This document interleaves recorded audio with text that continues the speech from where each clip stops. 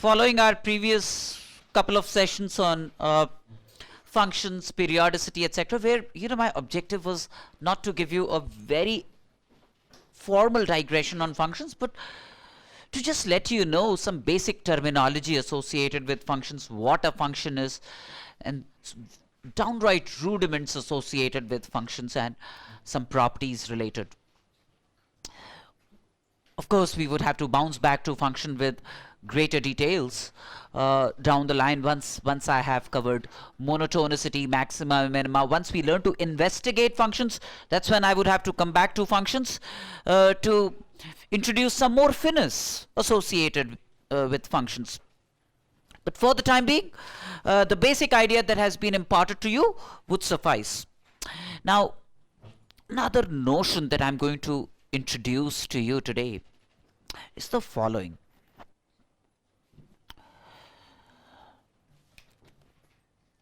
Suppose there is a collection of numbers, a sequence, commonly referred to as a sequence. Say x1 is 1 plus 1 by 1, x2 is 1 plus 1 by 2, x3 is 1 plus 1 by 3, xn is 1 plus 1 by n, and so on and so forth. This is a collection of numbers referred to as a sequence xn. Referred to as a sequence xn. Now,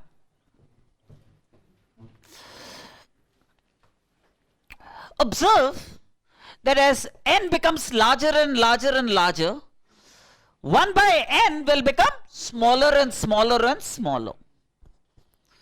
It then seems to us, and very believable, that xn, as n becomes larger and larger and larger, comes closer and closer and closer to 1, right? Now, what this really means is, that means, a statement like this, as n becomes larger and larger and larger, as n becomes larger and larger and larger, xn comes closer and closer and closer to 1, right? Now the statement is commonly put up as, limit xn as n tends to infinity is 1. Limit xn as n tends to infinity is 1. Now, the more technical meaning of this statement, is as follows. When I say that the limit of a sequence is 1, what it really means is that I can find a capital N, I can find a certain capital N, such that for all n, small n greater than that capital N, for all small n greater than that capital N, the numerical difference between xn and 1, this is the numerical difference between xn and 1, for all n greater than a certain capital N, the numerical difference between xn and 1 could be made smaller than any positive number, no matter how small this epsilon is. Epsilon is a very small positive number. The difference between xn and 1 for all n greater than capital N could be made smaller than any epsilon, no matter how small this epsilon is. Right? That means, in this case, for example, and epsilon is my choice. I could select epsilon as 0.000001. I can select epsilon as 0.0, 50,000 zeros and then 1. That means the difference between xn and 1, for all n greater than a capital N would be smaller than that epsilon. if I can cause that to happen for any epsilon, no matter how small that epsilon is, then I can claim that limit xn as n tends to infinity is 1. Which means, say someone selected a value of epsilon equal to 10 to power minus 4. Suppose somebody selected a value of epsilon equal to 10 to power minus 4. Now, xn minus 1 is what? 1 by n? Xn minus 1 is 1 by n. So xn minus 1, this I can write as 1 by n. Mod of that will also be 1 by n. 1 by n less than epsilon, which is 10 to power minus 4. Right? That means n greater than 10 to power 4. N greater than 10 to power 4, yes or no? That means if I select members of the sequence such that small n greater than 10 to power 4, small n greater than 10 to power 4, then all such members of the sequence xn would be such that the difference between xn and 1 would be less than 10 to power minus 4. If someone selected 10 to power minus 8, again a smaller number, right? Then n will become greater than 10 to power 8. That means for all small n greater than capital N, this capital N is 10 to power 8 then. The difference between xn and 1 will be less than 10 to power minus 8. 10 to power minus 8. Right? So I can keep selecting smaller and smaller values of epsilon. I can keep getting larger and larger values of capital N such that for all small n greater than that capital N, the difference between xn and 1 could be made smaller than any epsilon, no matter how small that epsilon is. Do you understand this fact? If I can cause this to happen for any epsilon, no matter how small that is, then I claim that the limit of the sequence as n tends to infinity is 1. That's the meaning of limit of a sequence. Loosely speaking, less technically speaking, it means that the difference between xn and 1 could be made as small as I want by selecting a small n larger than a certain capital N. No, that capital N will depend on the value of epsilon. See, when I select epsilon as 10 to power minus 4, that capital N becomes 10 to power 4. If I select that epsilon as 10 to power minus 8, that means for any epsilon, no matter how small it is, I'll be able to find a capital N such that, so this capital N will be a function of epsilon. Right? Then for all small n greater than capital N whose value depends on epsilon, the difference between xn and 1 could be made smaller than a certain choice of epsilon, irrespective of how small that epsilon is. For every small epsilon, I can find a capital N such that for all small n greater than capital N, this condition remains validated. Yes or no? Right? So this is the meaning of limit of a sequence. This is the meaning of limit of a sequence. Suppose, let me take another sequence.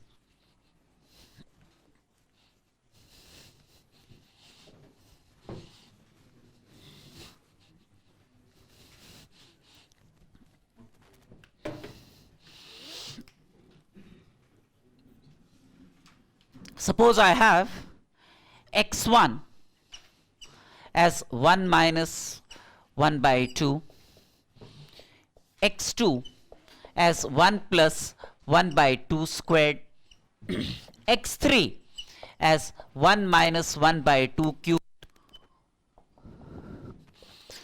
So xn would be 1 plus minus 1 to power n by 2 to power n. Suppose this is a sequence. Suppose this is a sequence. Right?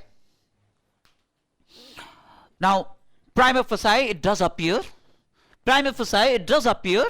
that as n becomes larger and larger, xn comes closer and closer to 1. Right? That means if that is indeed the case, that means if indeed limit xn as n tends to infinity is indeed equal to 1, then what it really means is that for any epsilon, of course greater than 0, no matter how small it is,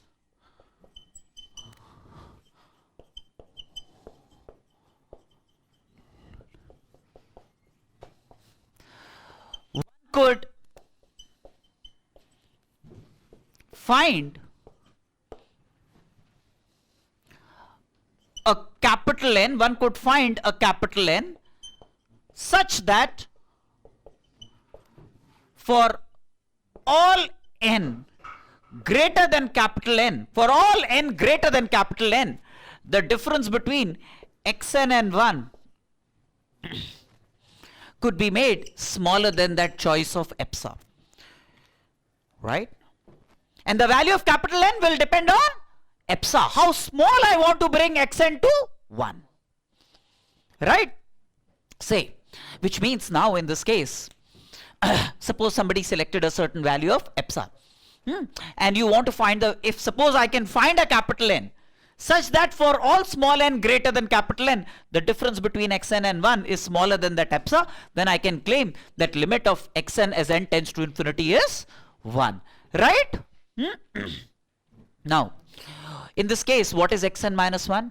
Minus 1 to power n by 2 to power n, right? So come down to this.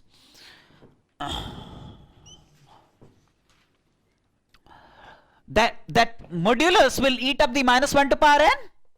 So all that you are left with is 1 by 2 to power n less than epsilon, right? Epsilon is given to us, which means 2 to power n will be greater than 1 by epsilon, or n log 2 greater than log 1 by epsilon. That means for all small n greater than, this becomes capital N. Capital N becomes log 1 by epsilon divided by log 2. For all small n greater than this number then becomes my capital N. For all small n greater than this capital N for that choice of epsilon, the difference between xn and 1 becomes smaller than epsilon. Isn't it?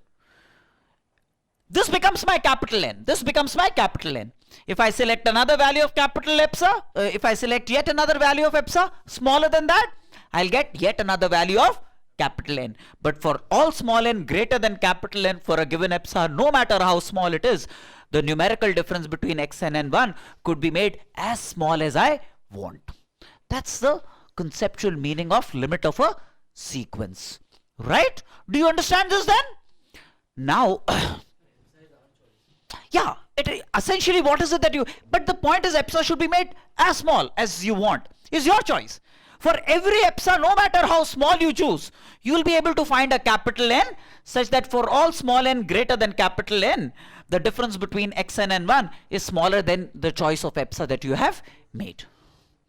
For every such epsilon, you will be able to find a capital N such that for all small n greater than capital N, this condition is legal. Right? Okay. Now,